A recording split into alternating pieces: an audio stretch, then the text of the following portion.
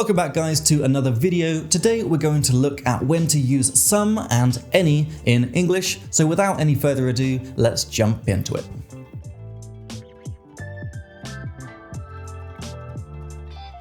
So in a previous video guys, we learned when to use a.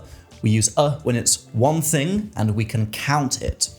Now with some and any, it's kind of the opposite. It's when it's more than one thing or you can't count it, it's uncountable. So firstly, an example with something that's more than one thing. So if it's one, we say, this is a leaflet.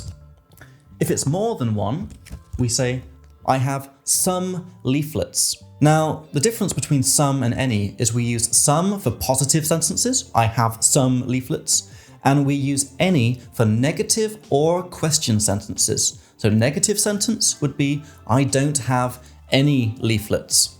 And a question would be, do you have any leaflets? So that was an example of something that's more than one, some leaflets. But remember, we also use some and any for things we can't count, things that are uncountable, like water. So we could say, I want some water, because water is uncountable, so we use some. And again, we use some for positive sentences, I have some water, and we use any for negative or question sentences, like I don't want any water, or question, do you want any water? So one question I get very often from my students is, Jacob, do I always have to use some and any when I talk about something plural or something uncountable? And there is an answer to this.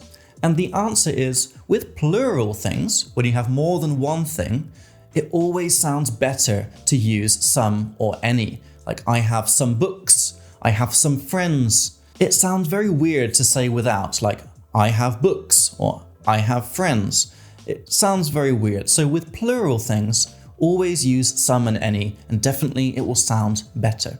But with uncountable things like time or help, it actually sounds okay both ways. You can use it with some or any and say, I have some time for you, or I need some help. Or you can use it without and just say, I have time, or I need help. That sounds okay as well. So with uncountable, you can use it or not use it, but my personal advice would be just always use some and any because it always sounds good.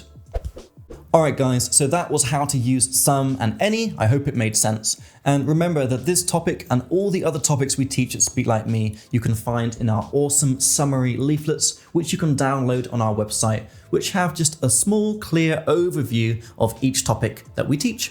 You can also listen to the Speak Like Me podcast if you would like to listen to native speakers having advanced conversations, and you can check out the Speak Like Me app to learn a bunch of words and phrases with English and Czech translations that you probably don't know, but definitely should know.